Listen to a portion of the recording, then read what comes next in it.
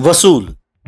मंडीपुर नाम के गांव में राजा नाम का एक साहूकार रहता था। सब उसे वसूल राजा बुलाते थे। इसका कारण था कि वो बड़े अजीब और गरीब तरीकों से लोगों से पैसे वसूल करता था।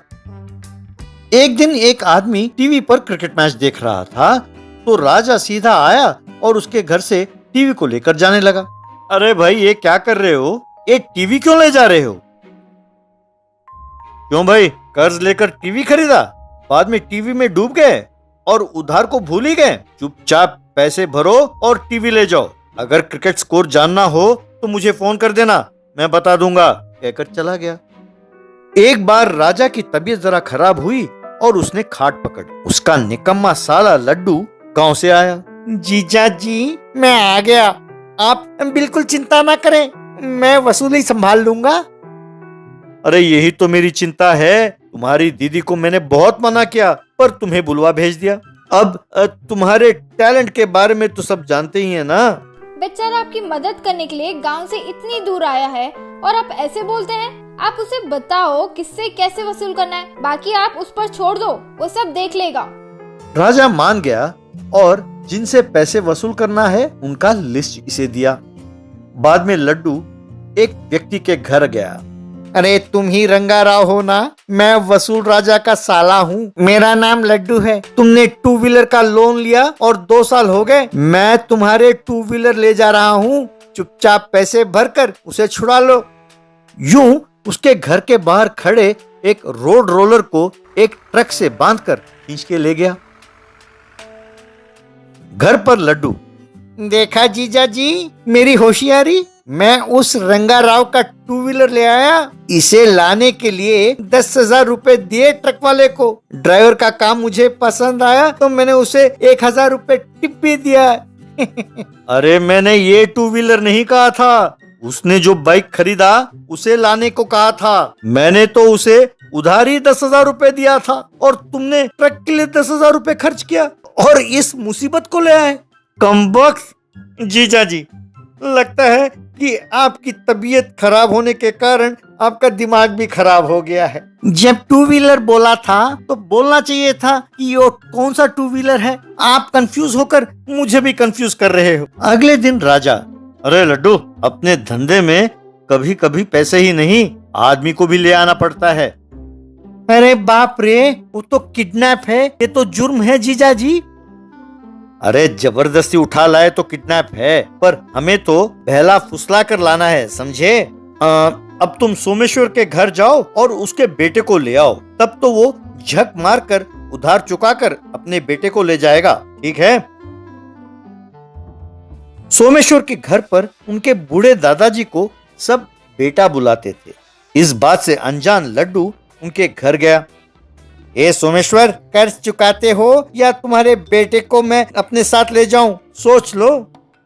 अरे तुम सोच लो कि मेरे बेटे को ले जाना है या नहीं, क्योंकि मैं खुद मेरे बेटे को संभाल नहीं पा रहा हूँ और सोचता हूँ कि उसे ऊपर भेज दूं। अरे बात बनाकर मुझे बहकाने की कोशिश ना करो। मैं जानता हूँ कि तुम अपने बेटे के लिए उधार जरूर चुकाओगे। ये लो, इस कागज पर उधार चुका दिया का सिग्नेचर कर दो, कहकर कागज दिया। उसने उस पर दस्तखत किया।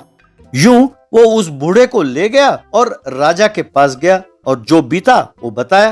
अरे कमीने, उसके बेटे को लाने को कहा तो इस बूढ़े को ले आया। अरे इसके दवाई और अस्पताल के खर्च के लिए तो अपनी सारी जायदाद बिक जाएगी, ऊपर से ये उधार चुका दिया का हस्ताक्षर करके दे दिया। अरे अकल के अंधे। एक दिन लड्डू धर्मेंद्र के घर गया। हेलो धर्मेंद्र, इस बार जीजाजी ने मुझे बहुत साफ बताया है, जब तक तुम उधार नहीं चुकाओगे तुम्हारे रामू हमारे पास ही रहेगा। चुपचाप रामू को मेरे साथ भेज दो। जरूर भेजूंगा। रामू, बेटा रामू, अरे रामू यहाँ आना, कहकर आवाज लगाया। तब एक चश्मा पहने हुए बैल और एक लड़का वहां आए। भैया लड्डू, ये मेरा बेटा रामू है और ये बैल है, इसका भी नाम रामू है। ये दोनों मेरे बेटे हैं, ये दोनों मुझे बहुत प्यारे हैं। तुम इनमें से जिसे चाहो ले जा सकते हो। अरे यार, फिर से कंफ्यूज कर दिया। अब मैं किसे ले जाऊं? पिछली बार मैं आदमी को ले गया तो जीजाजी ने डांटा, इसलिए इस बार मैं बैल को ले जाऊंगा, यही ठीक होगा। वो कम से कम खेत जोतने के तो काम आएगा। यूं सोचकर ठीक है, इस कागज पर दस्तखत करो और उस बैल को मेरे साथ भेज दो। बाद में वो बैल के साथ जा रहा था कि गांव में लोग उसे बड़े अजीब तरीके से देख रहे थे। बाद में वो राजा से अपनी बुद्धिमानी की बात करने लगा। अरे मूर्ख, क्या तुम जानते हो कि उसका उधार कितना है? 10 लाख है, 10 लाख। और उसके बदले तुम इस बैल को ले आए?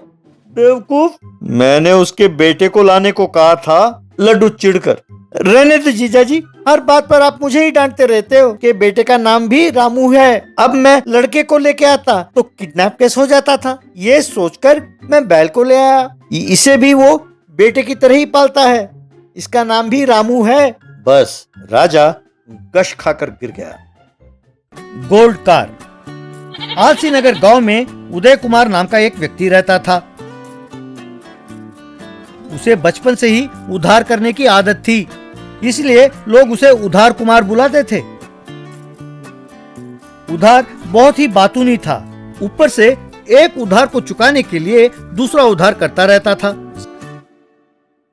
ज्यादा ब्याज कमाने के लालच में लोग भी उसे उधार देने के लिए आगे आते थे। हालत यह हुआ कि वो नोटिस बोर्ड भी चिपकाने लगा। उस नोटिस बोर्ड पर लिखा था, यहाँ ज्यादा ब्याज पर उधार लिया जाता है, निर्धारित समय पर उधार चुकाया जाएगा। संपर्क करने का समय सुबह 10 बजे से शाम के 5 बजे तक, शनिवार और रविवार छुट्टी के दिन हैं। कृपया लाइन में खड़े होकर उधार दें। भवदीय लोन किंग उधार कुमार, फोन 9811022693।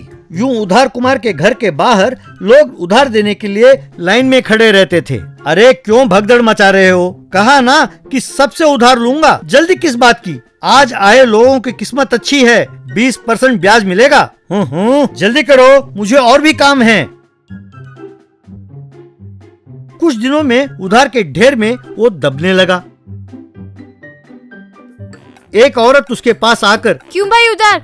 6 महीने हो गए तुम्हें उधार लेकर, 20% ब्याज कहा था पर 1 रुपए भी अभी तक नहीं दिया। ठहरो, मैं तुम पर पुलिस केस करती हूँ।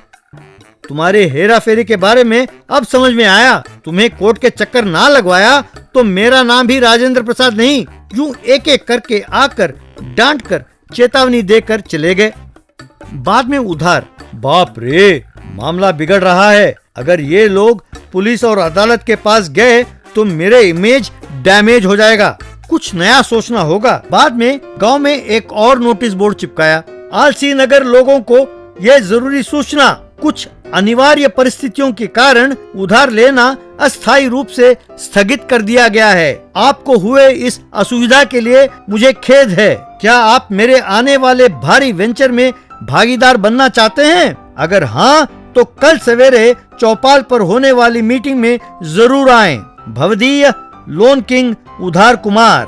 अगले दिन चौपाल पर उधार कुमार, मेरे प्यारे ऋणदाताओं, आप सबका स्वागत है। इतने दिन आप सबसे उधार लेकर आप लोगों की मैंने बहुत सेवा की, पर कुछ दिनों से कुछ दुष्ट शक्तियां आपकी सेवा करने में बाधा डाल रहे हैं। इसीलिए मैं जल्दी ही दुबई जाकर वहां एक मेगा वेंचर यानी तेल के कुओं का काम शुरू करने वाला हूँ। अब से आप उधार देने वाले ना होकर मेरे व्यापार में भागीदार बनने का अवसर दे रहा हूँ। हर महीने मिलने वाले लाभ में हर एक के हिस्से का लाभ बांटा जाएगा। ये सुनकर सबने खुश होकर ताली बजाई। बाद में सबने आकर पैसे दिए। फिर उधार कुमार उन पैसों को लेकर गांव वालों को टाटा कहकर बैलगाड़ी में बैठकर चला गया। कुछ दिन बाद कुछ असिस्टेंट्स के साथ एक गोल्ड कार में वो गांव आया। लोगों ने उसका हार पहनाकर स्वागत किया। लोगों के सामने एक औरत और एक आदमी को पैसे देकर, ये लीजिए आपका मूल और ब्याज। उस दिन आपने उधार ना चुकाने पर बहुत खरी खोटी सुनाई थी ना। मैंने सोचा था कि आपके पैसों को इस पेट्रोल के कुएं में लगाऊंगा, पर आपने जल्दबाजी में बहुत कुछ कह दिया, इसीलिए आपको पार्टनरशिप नहीं दिया। अब अपनी शक्ल मुझे ना दिखाएं, जाइए, कहा। बाद में लाइन में बहुत सारे लोग खड़े थे तो उनको पैसे बांटते हुए, आइए आइए, आकर इस महीने के मुनाफे में अपना हिस्सा ले जाइए, जल्दी जल्दी। अगले दिन चौपाल पर एक आदमी, गांव वालों, उधार कुमार जैसा उद्योगपति हमारे गांव का होना ये हमारा सौभाग्य है। उनके व्यापार में हम सबका भागीदार होना हमारा पूर्व जन्म का पुण्य है। अरे इतनी भारी बातें क्यों करते हैं आप तो जानते ही हो कि मुझे तारीफ करना पसंद नहीं है। गांव वालों, मैंने अब तक दुबई में सिर्फ 10 कुएं खरीदा है, उन्हीं से ये सोने का कार खरीदने के काबिल हुआ हूँ। मैं और 100 कुएं खरीदना चाहता हूँ, पर उसके लिए निवेश की जरूरत है। यदि आप सब पैसे डालेंगे तो आप लोग भी बहुत जल्द सोने के कार में घूम सकते हैं। तभी एक गधा आकर उस कार के ऊपर चिपके सोने के कागज को खाने लगा। लोगों के देखते देखते वो कार के ऊपर का सारा कागज खा गया। सच जानकर लोगों ने उधार कुमार की खूब पिटाई की।